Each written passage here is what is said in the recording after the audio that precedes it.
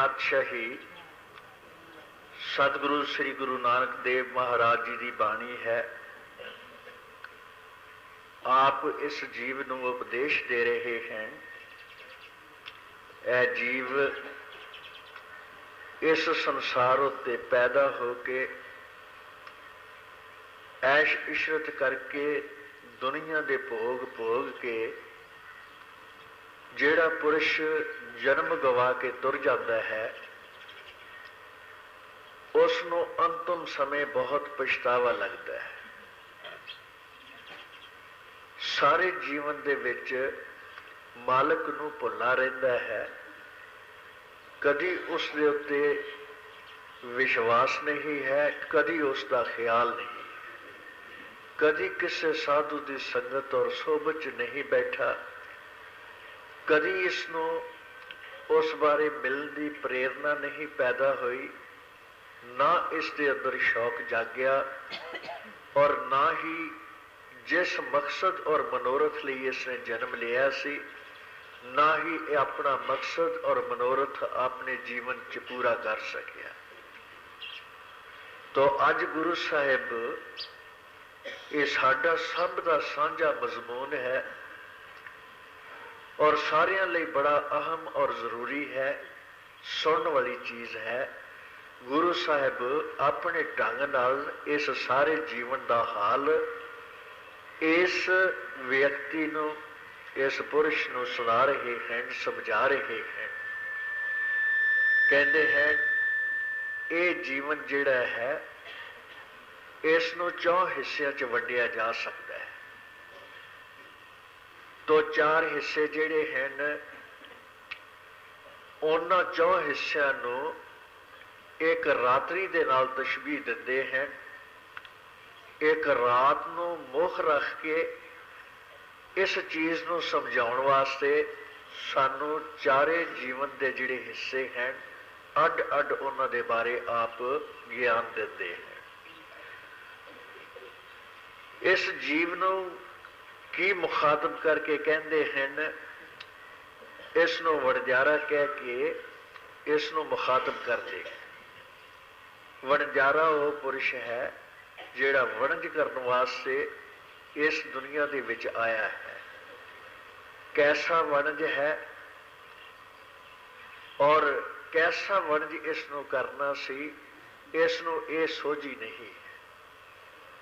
तो शब्द वल विचार के देखो, ये महात्मा कितने प्यार दे नाल इस जीव नूं समझा रहे हैं। तो कहते हैं 4 पहर रात्रि हुंदी है और 4 पहर ही दिन हुंदा है। गुरु साहिब इत्थे रात्रि कह के इस जीवन नूं समझा रहे हैं। जदों दिन दे भी 4 पहर हुंदे हैं तो दिन क्यों नहीं कहते, रात्रि क्यों इसनूं कह के समझा रहे हैं।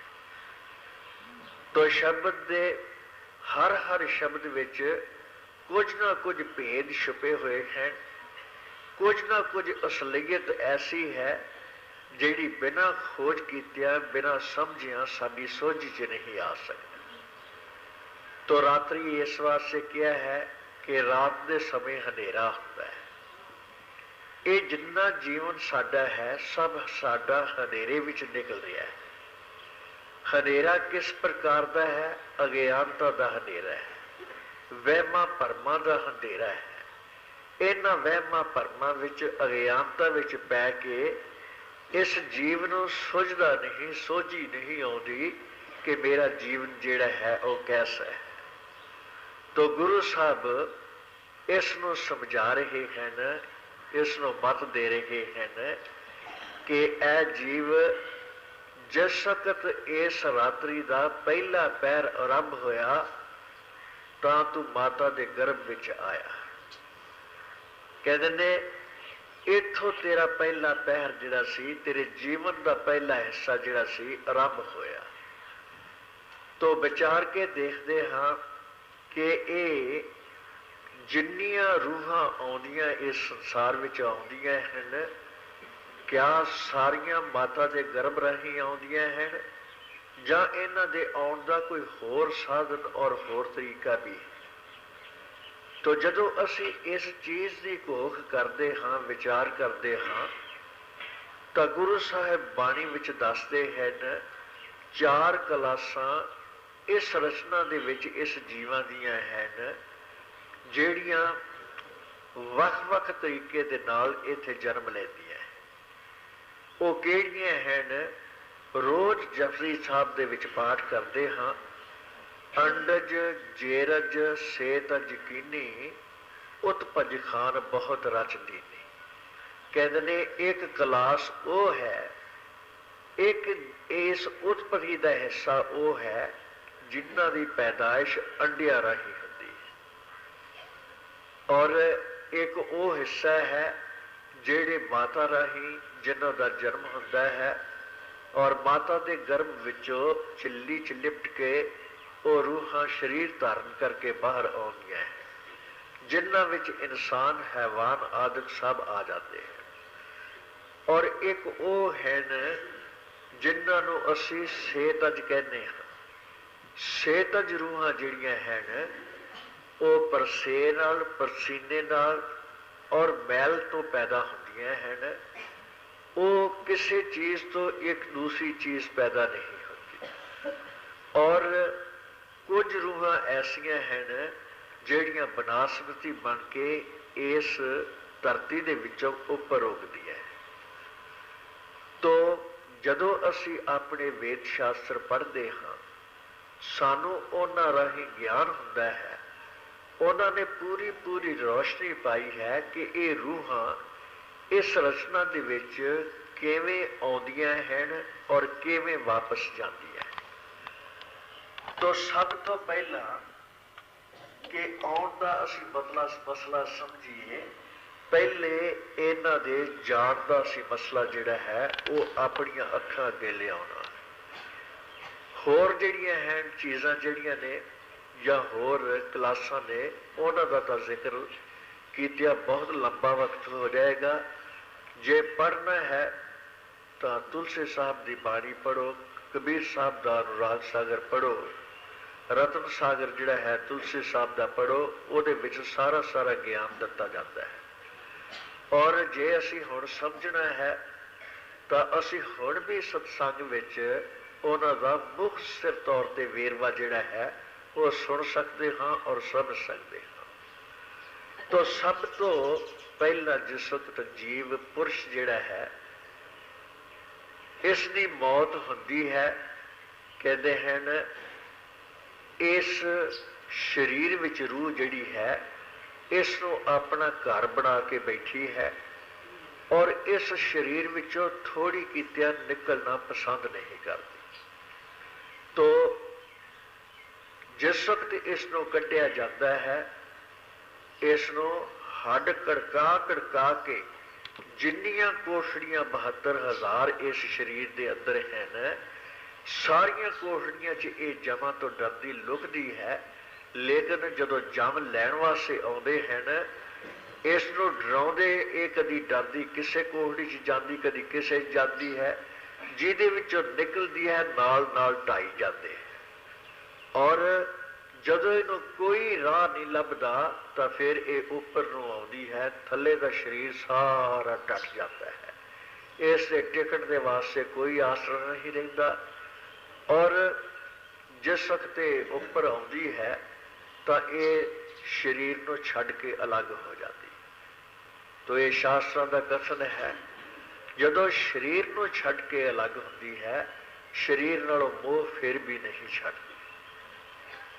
इस वास्ते संत महात्मा कहते हैं अगर कोई पुरानी चोला छड़ रहा होवे तो कहते ने असी तो इन्ने बेसबरे हाँ कि उसकी मौत भी चंगे ढंग नाल नहीं होण दिंदे। वो अजे मर रहा है, इस शरीर नूं छड़ रहा है, असी चीकां चांगरां उस वेले मारनियां शुरू कर दिंदे हाँ, उच्ची उच्ची रोंदे हाँ, दुहाई पाउंदे हाँ। वो अजे सब कुछ समझदा है, वेखदा है, करदा है, वो उसके रस्ते विच असी रोक पाउने हाँ, उसकी रूह और आत्मा नूं होर असी दुखी करते हैं। तो इस वास्ते संत महात्मा कहते हैं ਚੋਲਾ ਛੱਡਣ ਦੇ ਕਮ ਸੇ ਕਮ 4-5 ਮਿੰਟ ਤੱਕ ਕਿਸੇ ਨੂੰ ਚੀਕ ਨਹੀਂ ਮਾਰਨੀ ਚਾਹੀਦੀ, ਕਿਸੇ ਨੂੰ ਰੋਣਾ ਨਹੀਂ ਚਾਹੀਦਾ, ਔਰ ਉਸ ਨੂੰ ਸ਼ਾਂਤੀ ਨਾਲ ਉਸ ਆਤਮਾ ਨੂੰ ਆਪਣਾ ਰਸਤਾ ਤਲਾਸ਼ ਕਰਨਾ ਚਾਹੀਦਾ ਹੈ, ਜਿਸ ਪਾਸੇ ਉਹ ਜਾਣੇ ਆਪਣੀ ਸੋਚ ਵਿਚਾਰ ਨਾਲ ਜਾ ਸਕੇ। ਜਦ ਅਸੀਂ ਚੀਕਾਂ ਮਾਰਦੇ ਹਾਂ ਉਹ ਕਿਸੇ ਪਾਸੇ ਨਹੀਂ ਜਾਂਦੀ, ਔਰ ਸਰੀਰ ਦੇ ਨਾਲ ਰਹਿੰਦੀ ਹੈ, ਸਰੀਰ ਦਾ ਸਾਥ ਨਹੀਂ ਛੱਡਦੀ, ਸਰੀਰ 'ਚ ਵਾਪਸ ਜਾਣ ਦੀ ਕੋਸ਼ਿਸ਼ ਕਰਦੀ ਹੈ। ਜਿਸ ਵਕਤ ਅਸੀਂ ਇਸ ਸਰੀਰ ਨੂੰ ਧੁਲਾ ਕੇ ਫੱਟੇ ਤੇ ਪਾ ਕੇ ਸ਼ਮਸ਼ਾਨ ਘਾਟ ਵੱਲ ਲੈ ਜਾਂਦੇ ਹਾਂ, ਤਾਂ ਵੀ ਰੂਹ ਸਾਡੇ ਸਰੀਰ ਦਾ ਸਾਥ ਕਰ ਰਹੀ ਹੈ, ਤਾਂ ਵੀ ਨਾਲ ਨਾਲ ਜਾਂਦੀ ਹੈ। ਜਿਸ ਵਕਤ ਅਸੀਂ ਕਿਸੇ ਪ੍ਰਾਣੀ ਦੀ ਲੋਥ ਨੂੰ ਚਿਹਾ ਵਿੱਚ ਰੱਖ ਦਿੰਦੇ ਹਾਂ, ਤਾਂ ਵੀ ਆਤਮਾ ਪਿਛਾਂਹ ਨਹੀਂ ਜਾਂਦੀ, ਤਾਂ ਵੀ ਆਤਮਾ ਕੋਲ ਹੁੰਦੀ ਹੈ, ਔਰ ਇਸ ਸਰੀਰ ਵੱਲ ਤੱਕਦੀ ਹੈ। ਜਿਸ ਵਕਤ ਸੜਦਾ ਹੈ ਔਰ ਇਹ ਲੂਸ ਜਾਂਦਾ ਹੈ, ਬਿਲਕੁਲ ਮਿੱਟੀ ਹੋ ਜਾਂਦਾ ਹੈ, ਤਾਂ ਫਿਰ ਸੋਚਦੀ ਹੈ ਵੀ ਹੁਣ ਇਹਦੇ ਵਿੱਚ ਜਾ ਨਹੀਂ ਸਕਦੀ, ਹੁਣ ਕਿਹੜੇ ਪਾਸੇ ਜਾ। ਤਾਂ ਉਸ ਵਕਤ ਬਹੁਤ ਸਾਰੀਆਂ ਰੂਹਾਂ ਜਿਹੜੀਆਂ ਬਾਹਰ ਮੁਖੀ ਸਤੋਗੁਣੀ ਅੰਸ਼ ਦੀਆਂ ਹੈ, ਜਿਹੜੀਆਂ ਕੋਈ ਚੰਗੇ ਧਰਮ ਕਰਮ ਕਰਦੀਆਂ ਰਹੀਆਂ ਹਨ, ਉਹਨਾਂ ਦਾ ਪਿਆਰ ਅਗਨੀ ਨਾਲ ਹੁੰਦਾ ਹੈ, ਔਰ ਉਹ ਅਗਨੀ ਜਿਹੜੀ ਹੈ ਉਸ ਦਾ ਸੰਬੰਧ ਸੂਰਜ ਨਾਲ ਹੁੰਦਾ ਹੈ। ਸੂਰਜ ਵੀ ਅਗਨੀ ਦੀ ਨਿਆਈ ਹੈ। ਜਿਸ ਚੀਜ਼ ਦੇ ਨਾਲ ਉਹਨਾਂ ਦਾ ਸੰਬੰਧ ਹੈ, ਅਗਨੀ ਨਾਲ ਸੰਬੰਧ ਹੈ, ਉਹ ਰੂਹਾਂ ਸਿੱਧੀਆਂ ਸੂਰਜ ਲੋਕ 'ਚ ਚਲੀਆਂ ਜਾਂਦੀਆਂ, ਔਰ ਜਿਹੜੀਆਂ ਕਹਿੰਦੇ ਰਜੋਗਣੀ ਸੁਭਾਅ ਰੱਖਣ ਵਾਲੀਆਂ ਰੂਹਾਂ ਹੈ, ਉਹਨਾਂ ਦਾ ਸੰਬੰਧ ਪਾਣੀ ਨਾਲ ਹੁੰਦਾ ਹੈ। ਤੋ ਜਿਹੜਾ ਉਸ ਚਿਖਾ ਦੇ ਵਿੱਚੋਂ ਧੂੰਆਂ ਨਿਕਲਦਾ ਹੈ, ਉਸ ਵਿੱਚ ਪਾਣੀ ਹੁੰਦਾ ਹੈ, ਪਾਣੀ 'ਚ ਠੰਡਕ ਹੁੰਦੀ ਹੈ, ਉਹਨਾਂ ਦਾ ਸੰਬੰਧ ਸਿੱਧਾ ਚੰਦਰਮਾ ਨਾਲ ਹੁੰਦਾ ਹੈ। ਉਹ ਰੂਹਾਂ ਚੰਦਰ ਲੋਕ 'ਚ ਚਲੀਆਂ ਜਾਂਦੀਆਂ। ਔਰ ਕੁਝ ਰੂਹਾਂ ਐਸੀਆਂ ਹਨ, ਇਹ ਆਪਣੇ ਸ਼ਾਸਤਰਾਂ ਦਾ ਗਿਆਨ ਦੇ ਰਿਹਾ ਹੈ, ਜੋ ਕੁਛ ਅਸੀਂ ਪੜ੍ਹਦੇ ਹਾਂ ਵਿਚਾਰਦੇ ਹਾਂ। ਤੋ ਉਹ ਕੁਝ ਰੂਹਾਂ ਐਸੀਆਂ ਹਨ ਜਿਹੜੀਆਂ ਉਸ ਚਿਖਾ ਦੀ ਮਿੱਟੀ ਨਾਲ ਸਵਾਹ ਨਾਲ ਮਿਲ ਜਾਂਦੀਆਂ। ਉਹ ਰੂਹਾਂ ਜਿਹੜੀਆਂ ਹਨ ਉਹਦੇ ਨਾਲ ਹੀ ਮਿਲੀਆਂ ਰਹਿੰਦੀਆਂ ਹਨ, ਔਰ ਉਹ ਰੂਹਾਂ ਕੁਚੀਲ ਹੁੰਦੀਆਂ ਹਨ, ਤਮੋਗੁਣੀ ਅੰਸ਼ ਦੀਆਂ ਹੁੰਦੀਆਂ ਹਨ, ਗੰਦਗੀ ਨਾਲ ਪਿਆਰ ਕਰਦੀਆਂ ਹਨ, ਇਸ ਵਾਸਤੇ ਮਿੱਟੀ ਦਾ ਮੋਹ ਨਹੀਂ ਛੱਡਦੀਆਂ। ਤੋ ਉਹੀ ਰੂਹਾਂ ਜਿਹੜੀਆਂ ਹਨ ਬਨਸਪਤੀ ਦੇ ਵਿੱਚ ਨਹੀਂ, ਉਹ ਰੂਹਾਂ ਸੇਤਜ ਕਹਿ ਲਓ, ਜਿਸ ਨੂੰ ਪ੍ਰਸੇ ਕਹਿੰਦੇ ਹਨ, ਪਰਸੀਨਾ ਕਹਿੰਦੇ ਹਨ। ਤੋ ਜਦ ਧਰਤੀ ਨੂੰ ਪਸੀਨਾ ਆਉਂਦਾ ਹੈ, ਉਸ ਵਕਤ ਗੋਡੋਇਆਂ ਦੀ ਰੂਪ ਵਿੱਚ, ਬੀਰ ਬੋਟੀਆਂ ਦੀ ਰੂਪ ਵਿੱਚ, ਇਹ ਜਿਹੜੇ ਪਤੰਗੇ ਔਰ ਭਬੱਕੜ ਹਨ ਇਹਨਾਂ ਦੇ ਰੂਪ ਵਿੱਚ, ਭਵੀਰੀਆਂ ਦੇ ਰੂਪ ਵਿੱਚ, ਉਹ ਧਰਤੀ ਦੇ ਵਿੱਚੋਂ ਆਪਣੇ ਆਪ ਹੀ ਉੱਗਦੀਆਂ ਔਰ ਉਹ ਨਿਕਲ ਕੇ ਪਈਆਂ ਫਿਰਦੀਆਂ ਹਨ। ਕਿਉਂਕਿ ਕੁਚੀਲ ਹੁੰਦੀਆਂ ਹਨ, ਆਦਮੀ ਜੇ 4 ਦਿਨ ਨਾ ਨਹਾਵੇ, ਪਰਸੀਨਾ ਆ ਜਾਏ, ਮੁੜਕਾ ਆ ਜਾਂਦਾ ਹੈ, ਕਿਉਂਕਿ ਉਹ ਗੰਦ ਨਾਲ ਪਿਆਰ ਕਰਦੀਆਂ ਹਨ, ਗੰਦੀਆਂ ਹੁੰਦੀਆਂ ਨੇ, ਕੁਚੀਲ ਹੁੰਦੀਆਂ ਨੇ। ਜਿੱਥੇ ਉਹਨਾਂ ਨੂੰ ਮੈਲ ਲੱਭਦੀ ਹੈ, ਉਹ ਉਹਦੇ ਵਿੱਚ ਹੀ ਸਮਾ ਕੇ ਉਸ ਨੂੰ ਖਾਣ ਵਾਸਤੇ ਉਹ ਉੱਥੇ ਹੀ ਆਪਣਾ ਸਰੀਰ ਧਾਰਨ ਕਰ ਲੈਂਦੀਆਂ। ਇਹ ਜਿਹੜੀਆਂ ਜੂਆਂ ਹਨ, ਚਮਜੂਆਂ ਹਨ, ਚਿੱਚੜ ਹਨ, ਜੋ ਕੁਛ ਵੀ ਇਹ ਪੈਂਦੇ ਹਨ, ਇਹ ਉਹੋ ਹੀ ਰੂਹਾਂ ਹਨ ਜਿਹੜੀਆਂ ਧਰਤੀ ਦੇ ਉੱਤੇ ਰਹਿ ਗਈਆਂ ਔਰ ਜਿਹੜੀਆਂ ਧਰਤੀ ਦੇ ਉੱਤੇ ਪਈਆਂ ਫਿਰਦੀਆਂ। ਇਹ ਉਹ ਰੂਹਾਂ ਹਨ ਜਿਹੜੀਆਂ ਭੋਗ ਭੋਗਣ ਵਾਸਤੇ ਤਵੀਤ ਬਣਾ ਕੇ ਲੋਕ ਕਿਸੇ ਨੂੰ ਦੇ ਦਿੰਦੇ ਹਨ, ਔਰ ਉਹ ਉਹਦੇ ਅੰਦਰ ਬੋਲਦੀਆਂ ਹਨ, ਬੈਠ ਕੇ ਭੋਗ ਭੋਗਦੀਆਂ।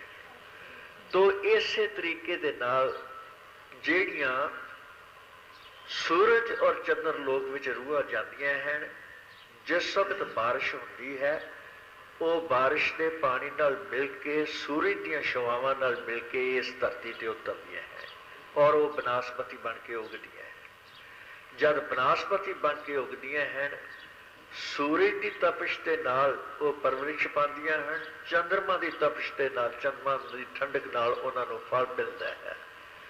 ਉਹ ਜਿੰਨੇ ਫਲ ਹਨ, ਤੁਸੀਂ ਫਸਲ ਵੇਖ ਲਓ, ਕਣਕ ਦਾ ਖੇਤ ਤੁਸੀਂ ਦੇਖ ਲਓ, एक एक दाने विच एक एक आत्मा जिहड़ी है उस मालिक ने रखी हुई है। गुरु साहब बाणी विच कहंदे ने, जेते दाने अन्न के जियां बाज ना कोई। जिन्ने दाने अन्न दे हैं ਉਹਦੇ हर दाने दे विच कोई ना कोई आत्मा जिहड़ी है बैठी है। और कहते ने वो दाने जिस वक्त किसान खेत विचों लियाउंदा है तो विचार के देखो सारे दाने खेत चों लिया नहीं सकता। कुछ दाने तो उत्थे ही खिलर जाते, खेत विच खिलर जाते हैं।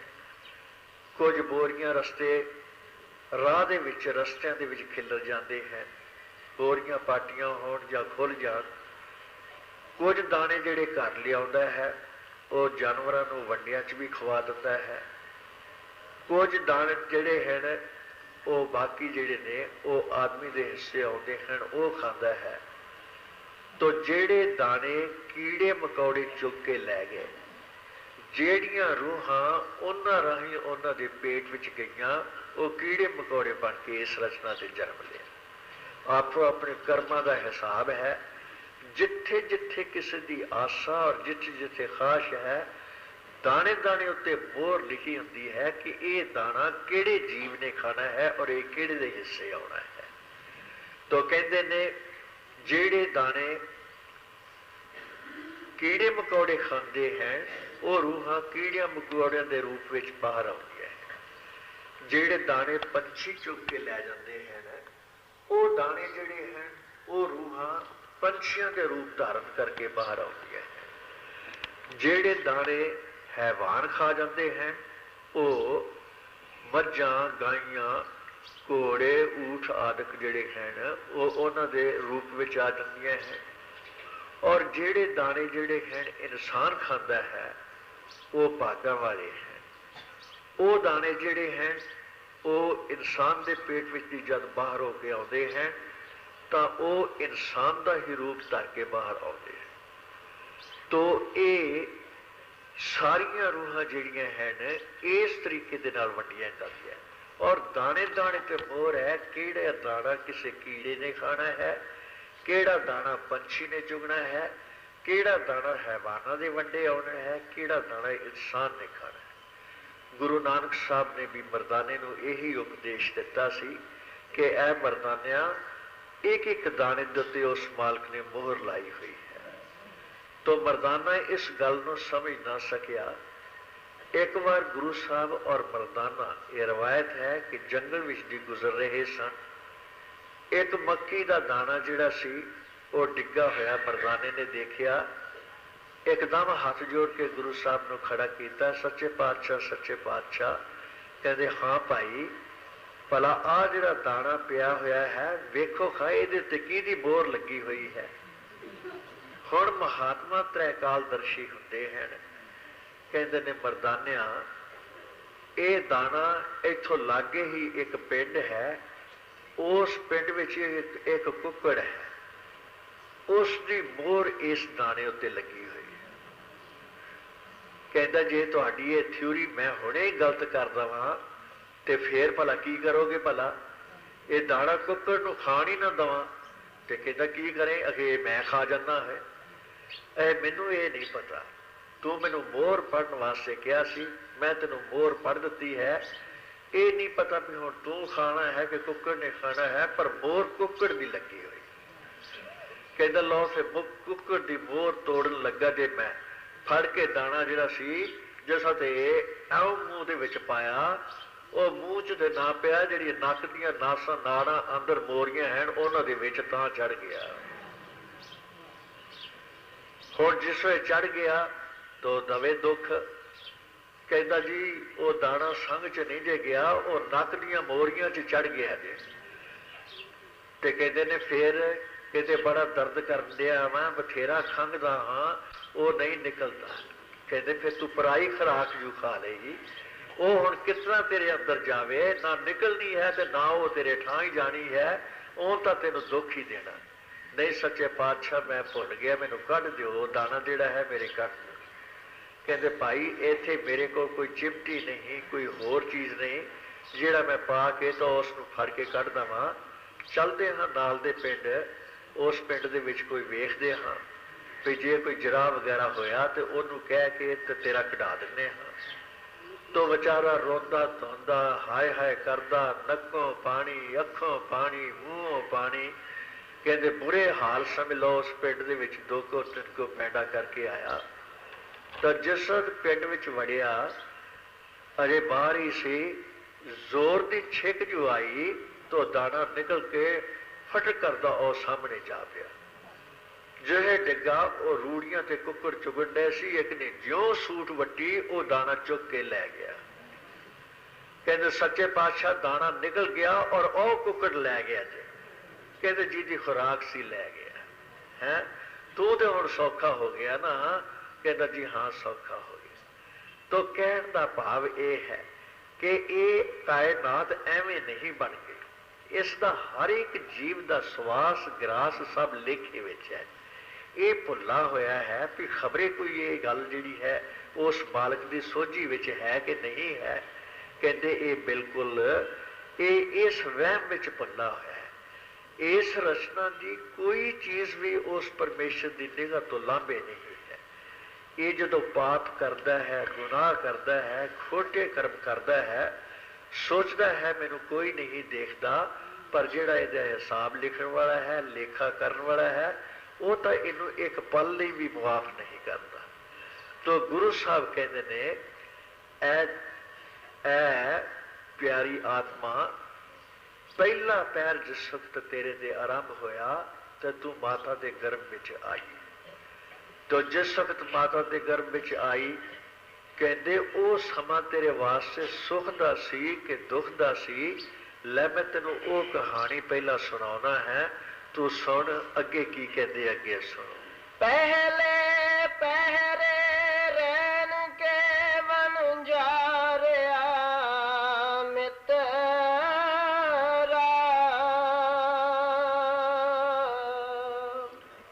हुकम पया गार भास,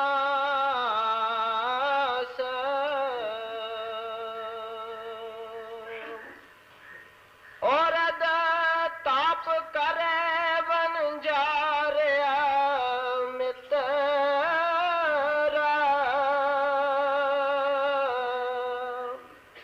खसम सेती अरदास।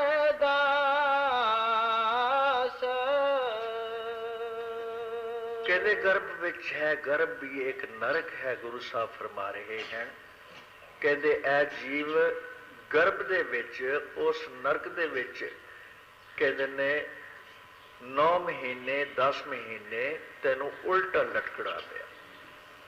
तो पुट्ठा लटकना पिया। वो तप जिहड़ा सी, उस तप दे सदका ये आत्मा का ख्याल जिहड़ा सी उस वक्त अंदर शब्द नाल जुड़िया होया सी। तो उस गर्भ दे विच जिहड़ा शब्द नाल जुड़िया होया सी, उस सदका ही ये आत्मा उस दुख नूं सहार के कहते गर्भ दे विच उल्टी लटकी रही। अजे भी कई फकीर जिहड़े हैं वो इसे थ्योरी नूं मुख रख के किसी खूह दे विच पुट्ठा लटके 40-40 दिन की पक्की तपस्या करते हैं। भई उदों जो मालक जिहड़ा सी पुट्ठे लटक के उदों शब्द खुला आया सी, शब्द नाल जुड़े हुए सां। जे हुण भी 40 दिन पुट्ठे लटक जाइए तो शायद फिर साडे उत्ते मालक दया कर देवे और फिर असीं मालक नाल जुड़ जाइए। ये असल थ्योरी ओह ही चलती तुरी आउंदी है। तो कहते ने एक जगह आउंदा है, सिर तले पैर उपरे वसंदो को हथड़े थाई। ऐ जीव तेरा सिर थले सी, पैर तेरे ऊपर सन और कुहथड़ा था। कुहथड़ा उसनों कहते ने जिसनों कोई हर कोई घृणा करे, जिस ते को हाथ ला के राजी ना होवे। अगर किसी का हाथ लग जाता है तो साबन के नाल धो के, जिन्ना चिर तक साफ नहीं करता उस हाथ नाल कोई चीज़ खाता नहीं है। इस वास्ते कुहथड़ा था कहते ने ये क्यों? ये तेरे पापां का नतीजा है। सिर तले पैर उपरे वसंदो कुहथड़े थाई, नानक से धरी क्यों विसारिया उधरे जिसते नाई। जे तो किते जिउंदा पहले जन्म विच भगती कर लेंदा तो जन्म मरण चों ही निकल जाता। अज इस गर्भ दे विच औखे हो के तैनूं इन्ना समा ना गुजारना पैंदा। विचार के देखो, हजूर महाराज जी वड्डे फरमाया करते सन, जिस वक्त रूहां नूं लैके मैं अंदर जाना हाँ और गुजरदा हाँ, बड़े बड़े योगी जिन्हां दे नाम मैं लै नहीं सकता, वो आके मेरे अगे हाथ जोड़ते ने भी सानू भी इन्हां रूहां दे नाल उपर लै चलो। तो मैं कहना हाँ भी कुदरत के कानून के मुताबिक पहला मात लोक विच जन्म लो, जन्म लोगे फिर मैं तुहानू नाम देवांगा, फिर जिस तरह इन्हां रूहां नूं ले जांदा हाँ तुहानू भी उपर लै जावांगा। कहते ये काम ना करो, असी गर्भ विच देख के भै खा रहे हाँ, डरदे हाँ, असी गर्भ विच नहीं आना चाहते, बगैर जन्म दित्तिया सानू उत्ते ले जाओ। कहते कुदरत का कानून नहीं है, जिन्ना चिर तक इस कानून नूं तुसी ना अपनाओगे उन्ना चिर तक मैं तुहाडी कोई मदद नहीं कर सकता। तो विचार के देखो, उन्हां देशां दे विच वो रूहां जिहड़ियां ने अटकियां पईयां हैं, जिन्ना चिर तक जन्म नहीं लेंदियां उन्ना चिर तक संत उन्हां दे उत्ते दया नहीं करते। ये कुदरत का असूल है। तो ये शुभ कर्म समझिए कि असी जन्म लै चुके, वो मरहला गवाच गया, तगा फिर साडे वास्ते इहो जिहे कई नरक होणगे जिन्हां दे विच दी हो के सानू गुजरना पएगा और फिर सानू आके जन्म लैना पएगा। कहते ने ये जिहड़ा 84 लाख जून है, कहते ने इहदे विच जीव आहिस्ता आहिस्ता तरक्की करता है। पहला बनस्पति विच आउंदा है, फिर कीड़ियां मकौड़ियां च आउंदा है, फिर पंछियां च आउंदा है, फिर हैवानां च आउंदा है और फिर किते जाके इंसानां दा जन्म आउंदा है। होर किसे जूनी नूं ये मालक ने रियायत नहीं दिती कि वो मालक नाल मिल सके। केवल अगर ये रियायत है तो इंसान के जामे नूं है, लेकिन इंसान का जन्म लैके बाहर के नशियां दे विच, बाहर के रसां कसां विच, बाहर के लालच और लोभ विच इन्ना ग्रसिया गया है, मालक नूं भी भुल के बैठ गया है। इस वास्ते महात्मा जद जद आउंदे हैं, बार बार मत दिंदे हैं, बार बार समझाउंदे हैं। सोचो ना साडे पासों कोई तनख्वाह लेंदे हैं, ना साडे को रुपया ते लई इस चीज़ का मंगते हैं और मुफ्त विच साडी सेवा करते हैं, अपना वक्त भी गवाउंदे हैं और दिन रात पर उपकार करने विच लगे हुए हैं। उन्हां नूं की पई हुई है, जदों असी किसी का काम करते हाँ एकदम उजरत मंगते हाँ भी इन्ने पैसे दें तो तां तेरा काम हो जाता है।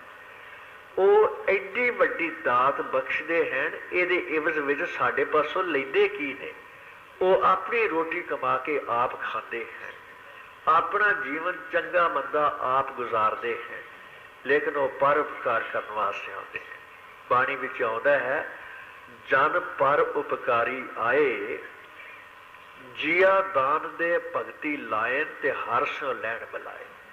वो जिहड़े गुरमुख जन हैं वो संसार विच सिर्फ पर उपकार करने वास्ते आउंदे हैं। वो ये जिहड़ियां रूहां हैं, मृतक रूहां जिहड़ियां हैं, ये रूहां जिन्हां नूं असीं समझदे हाँ भी शरीरां च बैठियां हैं, ये जिउंदियां जागदियां हैं। कहते जिउंदियां जागदियां नहीं हैं, ये सब मुर्दा हैं। संत मत के ख्याल के मुताबिक सब मरियां पईयां हैं। इन्हां चों किहड़ियां जागदियां हैं? कहते जिहड़ियां हिलदियां जुलदियां हैं, जिहड़ियां सुलगदियां हैं, जिहड़े इस गल का ज्ञान दिंदियां हैं भी इन्हां विच जान है, तदे हिलदियां जुलदियां। असीं संसार दे जीव पुराणियां लीआं दे फकीर बन के जो भगतियां सानू पिछले साढ़े दसते दसाउंदे आए, असी उन्हां विच ही माव हो के सिर सुट के नजरां नीवियां पा के कहते बिना सोचे समझे तुरे जा रहे हाँ। ये पता नहीं किधर तुरे जा रहे हाँ, की कर रहे हैं, की लाभ पहुँच रहा है, कदी असी खड़ो के विचार दे नहीं। तो जेड़ियां रूहां विचारदियां हैं, जेड़ियां रूहां खोजी हैं, जिन्हां दे अंदर तड़प है, तलाश है, उस मालक दे नूं मिलण दी जिउंदे जी तलाश है, कहते वो हिलदियां जुलदियां ने, तड़पदियां ने। वो की करदियां ने? कहते कोई तीर्थां ते जाता है, कोई गुरुद्वारियां च जाता है, कोई मंदिरां च जाता है, कोई मसीतां च जाता है, कोई किते जाता है। वो थां थां तलाश करदियां फिरदियां ने भी किते शांति मिले, किते सुख मिले, किते खुशी मिले। ये जिहड़ियां तड़पड़ी जिहड़ी सानू लगी है, ये सानू सबूत दिंदी है कि ये जीव, ये खोजी रूहां जिहड़ियां हैन, ये थोड़ियां बहुतियां जिउंदियां हैं, इन्हां अंदर जान।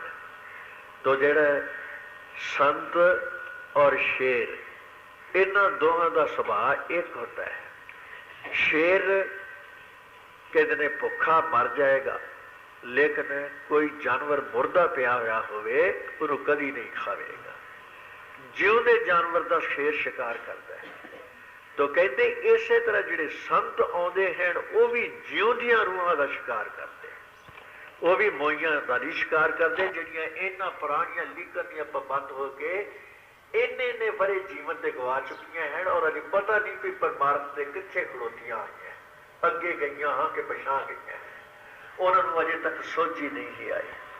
तो एक महात्मा लिखता है, संत शी का एक मत जीवित को ही खाए। कहते संत का और शी शेर नूं कहते ने, शेर दोवां दा इक्को ही सुभाव है। ये जिउंदी रूह नूं खांदे हैं, जिउंदी आत्मा नूं ये बोझते हैं। संत शी का एक मत जीवित को ही खाए, भागहीन मृतक दिशा तिनके निगट न जाए। जेड़े खोटियां भागां वाले जिन्होंने रब कदी चेते आ ही नहीं सकता, और जेड़े मोए पे हुए हिलते नहीं जुलते नहीं। कहते जिस तरह शेर उस जीव के लागे नहीं जाता, संत भी नहीं छेड़ते, संत भी पल्ला बचा के उहदे कोलों लागों निकल जाते। तो एक पंजाबी का शायर लिखता है, वो पंजाबी का शायर कहता रब एक गुंजलदार बजारत, कहता रब एक गुंजलदार बजारत ते रब एक गोरख धंधा, ते खोलन लग्या पेज इस दे काफर हो जाए बंदा। जदों इस संत मत दे भेद कोई संत या फकीर खोलता है, लोग उसको काफर काफर कह के सजा देते हैं। कोई सूलियां ते टंग दिंदा है, कोई कतल कर दिंदा है, कोई जिउंदे नूं अग ला के साड़ दिंदा है। ये दुनिया के लोग सुनना ही गल उहदी पसंद नहीं करते। कहते ने रब एक गुंजलदार बजारत ते रब एक गोरख धंधा, खोलन लग्या पेच इस दे काफर हो जाए बंदा। वो कवि कहता है काफर होणों डर के जीवी ते खोजों मूल ना खुंजी। वो काफर ना बनी कोई परमेश्वर ही भुल जाए। कहते परमेश्वर की खोज बेशक कर, वो काफर ना बन, पर खोजो जिहड़ा है खोज तो नहीं खुंजना। काफर होणों डर के जीवी ते खोजों मूल ना खुंजी, लाई लग मोमन दे नालों खोजी काफर चंगा। जिहड़े लाई लग मोमन है, मोमन उन्होंने कहा जाता है जिहड़े भगत होण, जिहड़े प्रेमी होण, जिहड़े लाई लग प्रेमी लगे, जिहड़े तां सोच ही नहीं सकते धौन चुके, कहते किते वो ना बन जाए। उहदे नालों खोजी बनी भावें काफर ही बन जाए। खोज जिहड़ा करने वाला काफर है उहदे नालों 1000 गुना चंगा है, क्योंकि उन्होंने जिहड़ी चीज़ समझ आउंदी है वो ओह ही अपनाउंदा है। जिस चीज़ उन्होंने फायदा नहीं वो उस वेले छड्ड दिंदा है।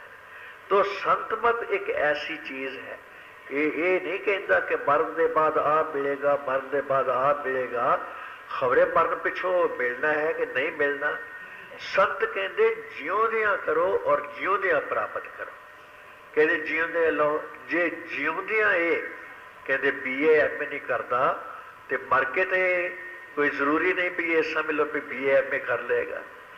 ये जिउंदियां ही अमल करके जिहड़ा जिउंदियां ही उस परमेश्वर नाल सांझ पा लेंदा है, कहते ने वो मरण के बाद भी किसी होर पासे नहीं जाता, वो मरण नाल भी वो उधर ही जाता है।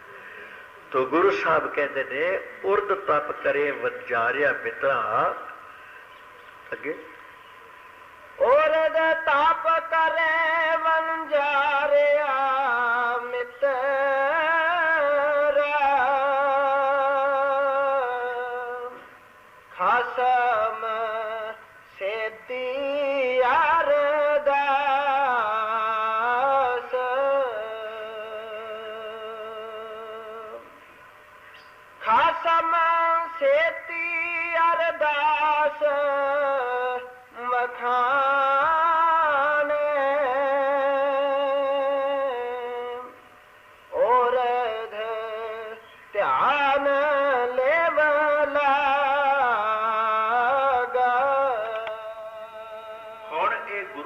साहिब की बाणी है, जिन्होंने असी उच्च कोटि का महात्मा सारी दुनिया की सारा संसार समझता है। और वो जो गल कह रहे हैं कभी वो सानू झूठ गल समझा सकते हैं, दूर कर सकते हैं? कहते बिल्कुल नहीं।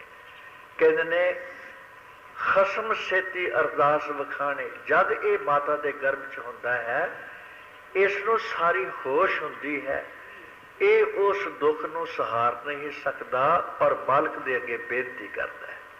कहते ऐ मालिक मैनू इस नरक चों बाहर लिया, मैं हर चीज़ का दसवंध तेनों देवांगा, मैं कभी भी तेरे पन तेनों नहीं भुलांगा, तेरे नाल मैं जरूर जुड़ांगा। तो विचार के देखो भाई जिहड़ी साडी कमाई है कदी असी उस मालिक के नाम के उत्ते अपनी कीती कमाई विचों कोई रुपया पैसे का 10वां हिस्सा कभी कढ़ के वेखिया है? नहीं कढ़ के वेखिया। सानू तो इत्थों तक लालच लगा पिया है, जिहड़े लोकां दे जिहड़ी असल कमाई है असी कहने हाँ आप की देना है, उन्हां दी भी हड़प कर दईए, वो खाली हो जान और असी अपने कोठे भर लईए। कहंदे खुश खुश लैंदा वस्त पराई, देखे सुने तेरे नाल खुदाई, देखे सुने तेरे नाल खुदाई, दुनिया पई लब खाद अंदर ते अगली गल ना जानी। जे इन्हां नूं पता होवे कि हर एक दा हिसाब सानू देना ही पैना है, ये लेखा उतारना ही पैना है, ये दुनिया के पासों खो खो के किवें इकट्ठे कर सकता है। पर असी देखिए असी सब दावा करते हाँ, असी मालिक दे प्यारे हाँ, भगतियां करते हाँ, नेमी हाँ, प्रेमी हाँ, साडी रहनी देखो, साडी करनी देखो, उस करनी और रहनी को देख के आप भी शर्म करते हाँ, लोगों पासों भी अखां लगाने हाँ। लोग सानू समझ लो लालची कहते हैं, लोग सानू खुद गरज कहते हैं, बल्कि किसी महात्मा ने तो इत्थों तक किया है जिहड़े लालची पुरुष है वो उनका शरीर शरीर ना समझो भी ये शरीर है। खुद गरज और लालची की जिंदगी एक नकारा ढेरी है पाप की। कहते वो एक पाप की ढेरी इत्थे लगी हुई है। जिहड़ा खुद गरज और लालची पुरुष है अपने पासों देना ते दरकनार दूजियां दियां भी जायदादां हड़प करके उन्होंने सबर नहीं आता, उन्होंने सुकून नहीं आता कि वो कभी खाश कर सकता है कि मैं मालिक वाले पासे मुंह मोड़ सकागा। जिहड़ा उत्थे माता के गर्भ में इकरार करके आया है कि मैं दसवंध देवांगा, जिन्नी जिंदगी बतावांगा रोज़ दे रोज़ इस जिंदगी का 10वां हिस्सा है मालिक तेरी इबादत विच गुजारांगा। वो 2.5 घंटे बनते हैं, 24 घंटिया का दिन रात होता है। तो केड़ा पुरुष है जिहड़ा 2.5 घंटे उस मालिक की याद करता है? बाहर आके इस जीव ते माया जिहड़ी है इसनों सब गल भुला दिंदी है और इसनों सोझी ही नहीं आउण दिंदी। ਇਹ ਜਿਹੋ ਜਿਹੇ दुनिया का वास घास उन्होंने विच रल के उन्होंने सोसाइटियां और उन्होंने विच रल के ये भी पतन हो जाता है। किसी साधु की संगत नहीं लभदा, किसी गुरमुख के कोल नहीं बैठता, इनू अपनियां कमजोरियां का एहसास ही नहीं सारी जिंदगी होता। आ जिहड़े वड्डियां लैंदे हैं उन्होंने आने हाँ भी ये पाप कर्म कहते नहीं, ये तो साडा हक होया ना, असीं काम जो दूजे का करते हैं, ये लैना तो साडा हक होया, ये पाप कोई नहीं। उन्होंने पुछो तो जी तनख्वाह लेंदे जी वो काहदी लैंदे जे जे ये तुहाडा हक हो गया। तो विचार के देखो ये दुनिया के लोग कई मसले कर लेते हैं। इस गुनाह को करने वास्ते ये मन बड़ियां कहानियां घट के सामने रख लेता है। तो आप फरमाउंदे हैं कहते ने कि जिहड़ी अरदास इसने उस वक्त माता के गर्भ विचों बाहर आने वास्ते उस मालिक अगे कीती सी, कहते मालिक ने इसकी अरदास तो मंजूर कर ली, लेकिन जो ਇਹਦਾ फर्ज सी ये जीव भुल गया। गुरु नानक साहब कह रहे ने उसको उक्का विसर गया। अगे की कहते अगे सुनो, हसम सेती अरदास वखाने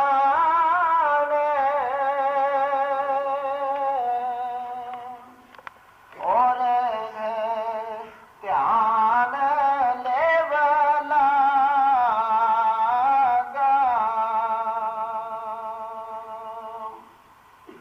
नाम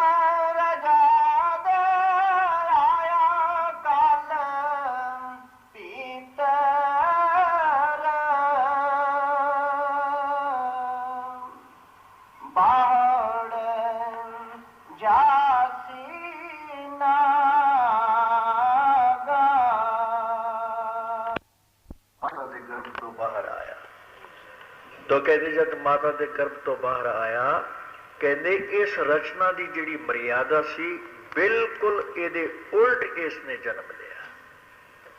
कहते ने मर्यादा की सी, असी हुण सब मर्यादा विच बैठे, बीबियां एक पासे हैं, भरा एक पासे है, सब कपड़े पा के अपने आपे नगेज कज के, ताकि कोई ऐसी साडी हरकत ना होवे जिहदे नाल किसी नूं कोई दुख पहुंचे, कोई तकलीफ पहुंचे। बड़ी शांति और अमन नाल बैठे। जब मर्यादा टुटती है उदों ही दुख पैदा हो जाते हैं। जब युद्ध होंदे हैं, लड़ाइयां होंदियां हैं, कौन किसी की धी भैन नूं धी भैन समझदा है। कहते धन और रूप दोवें वैरी होए, जिन्ना रही रंग लाए। कहते ये आत्मा जिन्ना रंगां दे विच रंगी पई हुई सी, जां ये धन दे प्यार विच सी, जां रूप दे प्यार विच सी। कहते हुण उस समय जदों मर्यादा टुटदी है, धन भी लुटिया जाता है और रूप नूं भी समझ लो बड़ा खज्जल खराब होना पैंदा है। गुरु साहब लिखते हैं जब बाबर आया, वो जिहड़ियां गरी शवारे औरतां खांदियां सी और डोलिया च बैठदियां सन और कहार चुकदे सी। कहते ने उन्हां नूं सैरां कराउंदे सन। उन्हां दी हालत की होई, जिन सिर सोहन पट्टियां मांगी पाए संदूर, से सिर काती मुनियन ते गल विच आवे दूर। जिहड़ियां पट्टियां वाउंदियां सन और सिर च संदूर सुहाग भाग दी निशानी पाउंदियां सन, उन्हां दी पट्टियां खो दित्तियां गईयां। उन्हां दे संदूर दे थां खे उन्हां दे सिर च पाई और वो खज्जल खुआर होईयां, उन्हां दी पद लथी, बुरी हालत होई। तो ये चीज़ां जिन्हां नाल ये जीव मोह पा के बैठा होया है, ये चीज़ां जिहड़ियां हैं ये इसकी मर्यादा अपनी बनाई हुई है। संत महात्मा किसी मर्यादा नूं तोड़ते नहीं है, वो तो सिर्फ समझाउण वास्ते आउंदे हैं। जे कोई संत महात्मा इस मर्यादा नूं तोड़ देवे, उन्हों लोग काफर काफर आके उन्होंने कतल कर देंदे हैं, उन्होंने मार देंदे हैं। सरमद का की हाल होया। सरमद एक चोटी का फकीर सी, दिल्ली विच रहिंदा सी, औरंगजेब का राज सी। तो वो कभी कपड़े नहीं सी पहनता और जिस वक्त वो दिल्ली के बाजारों के विच आ जाता सी तो रौला मच जाता सी कि सरमद आ गया, सरमद आ गया, सरमद आ गया। लोग शर्म के नाल बीबियां भज के दुकानों च जा वड़दियां सन। लोग जिहड़े बाजारों च खड़ोते सी पिठ मोड़ के उहदे वल खड़े हो जाते सी। वो मस्ताना अपनी मस्ती की हालत में नंगा धड़ंगा बाजारों के विच दी लंघ जाता सी।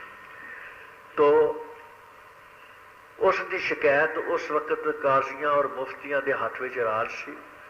उन्हां पास शिकायत की गई कि इस फकीर को समझाओ कि शहर च ना आया करे, जे आना है तो कपड़े पा के आया करे, नहीं तो जो चीज़ लैन वास्ते आता है ये असल उस मकाम और मंजिल पर पहुँचा दी जाया करे ताकि लोगों को दुख ना हो। बथेरा मुफ्तियां काजियों ने समझाया, लेकिन भला मस्ताने को कौन समझा सकता है। उसने किसी के कहने तो ना मनिया। अखीर उसी रपट और जिहड़ी सी सारी लिख के सब काजियों ने फैसला किया कि जिहड़ा पुरुष बिला वजह उस मालिक की खलकत को दुख दिता है, जिन्हों समझाया समझदा नहीं, वरजाया वरजदा नहीं, उसनों कुरान शरीफ का फतवा यह कहता है कि उसनों कतल कर देना चाहिए। तो कतल की सजा जिहड़ी सी उसकी मिसल के उत्ते ला के वो मिसल बादशाह दे पेश कर दी। तो जिन्ने भी कतल के केस सन, जिन्ना चिर तक बादशाह के दस्तखत नहीं सी होंदे उसनों कतल नहीं सी किया जाता। तो हुण उन्हां दे थल्ले काम मुकम्मल करके भेजता। जब बादशाह ने औरंगजेब ने पढ़िया कि एक फकीर और वो नंगा धड़ंगा फिरदा है, फिर वो लोगों को दुख दिंदा है, फिर वो फकीर काहदा होया, ये किस किस्म का फकीर है, मैं भी देख लवां। कहते उस फकीर को मेरे दरबार विच पेश करो। फकीर को दरबार विच पेश किया, नंगा धड़ंगा वो पेश होया। उस वल औरंगजेब ने बड़ी किरणा की निगाह नाल तकिया और कड़क के बोलिया, ऐ सरमद, तेनों पता है इस चीज की मौत सजा है। और तेरी मिसमत उत्ते मौत का फतवा तेन लग चुका है, तेरी जान बख्शी मेरी कलम हेठ है। कहते तू मैनू ये जवाब दे, तू नंगा क्यों रहना है? वो सरमद जिहड़ा किसे नाल नहीं सी कूंदा बोलदा और सब दियां सुन लैंदा सी, उसने सिर उच्चा चुकिया और बादशाह वाल निगाह मारी। तो बादशाह नूं कहंदा है, शाह,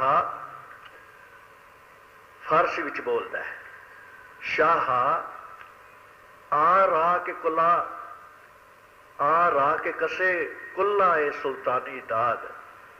कहते ओ पुरुष जिसनों उस मालिक ने सिर के उत्ते पाउण वास्ते सोने का हीरिया नाल जड़िया होया ताज पहनण वास्ते दिता है, वो भी तो उस मालिक का ही बनाया होया है। तेरे सिर के उत्ते हीरिया का ताज है और तू बादशाह है।